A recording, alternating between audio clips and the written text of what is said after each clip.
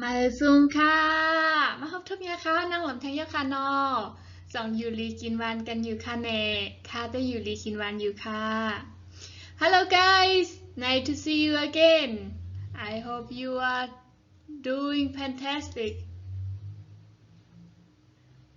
เอาค่ะเมื่อได้ค่ะเตมาเห็นหูกว่าลองสังจอมกันไหนเฮาค่ะก็ต้วยกันค่ะนอว่ามีลองสังไหนเฮาค่ะเตมาเห็นมื้อไหน How to say thank you ในคณะ How to say thank you ก็ลองแต่ว่าแต่ยินจมขอบใจในคณะเพราะว่าเปิ้นมาปันอีของเฮาอีสังสีก็ย่อเฮาก็ติเลยรัดว่า thank you ในคณะเอาค่ะขอบใจย่อค่ะในคณะเอาค่ะออนนักสุดที่เฮาค่ะแต่ก็เห็นจ้อมกว่าเห็นกับจ้อมกันในแค่นต่อ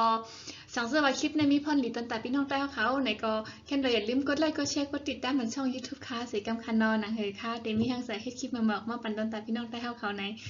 ปังมุมมองอยู่ค่ะ ก้อยกาวาสังเสวามีติพิติเปิงติเฮงติเกิงไหนก็ปล่อยวางความผันค้าสีกำคันขาวยันน้อมใหญ่ๆนำไว้ดีในคณะกว่าตั้งหูก่อมตาตั้งหลักก่อมจางในค่าเขาสำคัญมีตั้งเหมือนเจ้าหนังว่ามีตั้งสูงดีเตเฮ็ดร้องได้ออกมาในก็วางความผันสีกำค่ะเอาค่ะเขาก็ด้วยกับจ้ำกันข้างนอกอ๋อค่ะมาเยอะค่ะ ป้อเปิ้นปันของปันสังเฮาเฮ็ดอีสังปันเฮาสีก็ยาวในเฮาคาแต่ละยินแต่ละลาดกว่ามาขอบคุณยินโจมในกูกัมในค่ะเนาะเป็นรองมารยาทค่ะนะเอาค่ะลองเย็นเงค่ะเนาะ thank you thank you ยินโจมค่ะในค่ะเนาะเอาค่ะ thank you so much thank you so much ในก็ยินโจมน้ำในค่ะเนาะเอาค่ะ That very kind of you that's very kind of you นี่ก็สูมีน้ำใจนะคะในค่ะนะเอาค่ะ thanks thanks นี่ก็ยินจมค่ะนี่ก็มันเหมือนจังว่าติปอเหมือนจังเป็นวัยรุ่นเขามันเป็นเหมือนจังว่ามันเป็นทางการในค่ะเนาะก็รัดต่อกันกว่าบ่ใครมีเราอย่างงี้ก็คือก้อยกะว่ายังเป็นลองยินจมอยู่ในค่ะเนาะแล้วก็cheers cheers ในก็อันในก็จะเป็นว่าขอบใจในคณะเพราะว่าเปิ้นเอาของเอาหังมาปันเฮาเนี่ยเหมือนจังว่าค่าเฮาเฮ็ดเหตุการณ์ในร้านคณะเฮาเอาเขาพักเหมือนจังเฮาก็เอาน้ำลืมกับปันเปิ้นน้ำกับปันเปิ้นเนี่ยเปิ้นก็จะไปหยิบแก้วน้ำเพิ่นมาปันเฮาเพิ่นก็เลยว่า cheers ในก็มาโจมมาน่ะขอบใจนะไหนจังไหนเนี่ยนะคะเนาะเอาค่ะมาค่ะเฮาก็ด้วยจ้อมกันแทงค่ะว่ามีซึ่งคือแทง I want to say thank you for your help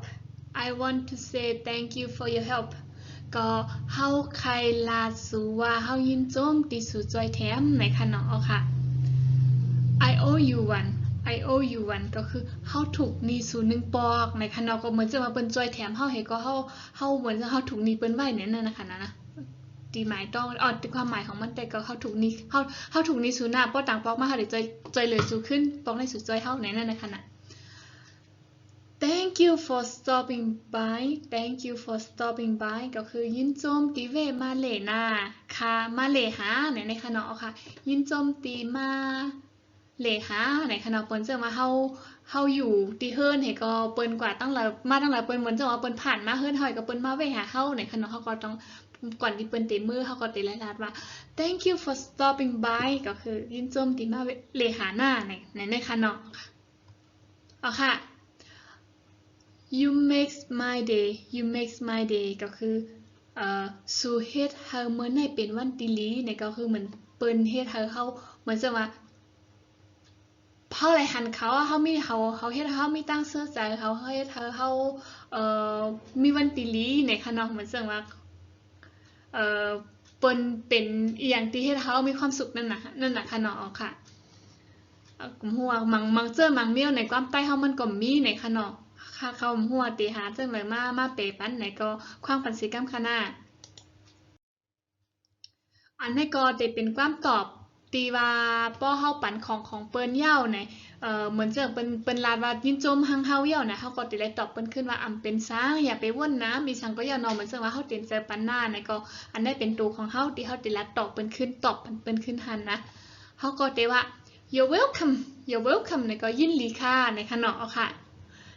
don't mention it don't mention it ก็คืออย่าไปรัดเครื่องมันไหนก็อย่าไปรัดเครื่องมันลามเป็นซังไหนเขาอย่าไปรัดเครื่องมันแทงไหนจังไหนเนี่ยค่ะเนาะ not at all not at all ก็คืออำเป็นซังไหนค่ะเนาะอ ำเป็นซังอย่าไปว่นน้ำเนี่ย no worries no worries ก็คืออย่าไปว่นน้ำนะคะเนาะ it's my pleasure it's my pleasure ก็คือเขาเต็มใจค่ะนะคะนะ don't worry about it don't worry about it อย่าไปว่นน้ำซังนะคะเนาะเขาปันสัวเขาอย่าไปว่นน้ำซังละเขาเต็มใจปันไหนก็มันจะเป็นความตอบที่ว่าเขาติดตอบปันเปิ้นขึ้นเสื่องหื้อไหนก็เขาคามาตัวก็เอากัดแซ่เลยค่ะเขาก็เหมือนซึ่งหนังว่าอันนี้ก็จะเป็นข้อตอบที่เขาเฮ็ดมาปันไหนอันนี้ก็จะเป็นข้อยื่นโจมที่เขาเฮ็ดมาปันไหนก็เอาค่ะเอาค่ะปอตัวเต็กก็หยาบค่ะนะแต่ก้อยกาว่าง่ายเหมือนกันค่ะเขาค่ะต้องเลยพึกกวนค่ะนอพึกถ่อมพึกแต้มพึกอ่านค่ะนะเขาค่ะถ่อมกว่าอย่างไหนเขาค่ะแต่ละแต้มไม่จมค่ะนอว่าข้อในป่องว่าซึ่งไหนเปิ้นใจตื้อซึ่งไหนป้อมนั้นในเขาค่ะเต็มต้องเลยค่ะนะอันนี้ได้เป็นตีค่าเฮาเฮียนฮู้มาโดยตัวเก่าในก็ว่าค่าก็ได้ขึ้นห้องเฮียนในค่าก็คอละตีว่าหันอย่าว่าเฮาเกียกษามันถูกใจเฮาอีเนี่ยมันเอ่อมันหล่ำลองเนี่ยเขาโหลไรโมนะความคนไหนเนี่ยเขาก็แต้มไว้ก็ค่ะเขาพึกลาจ้อ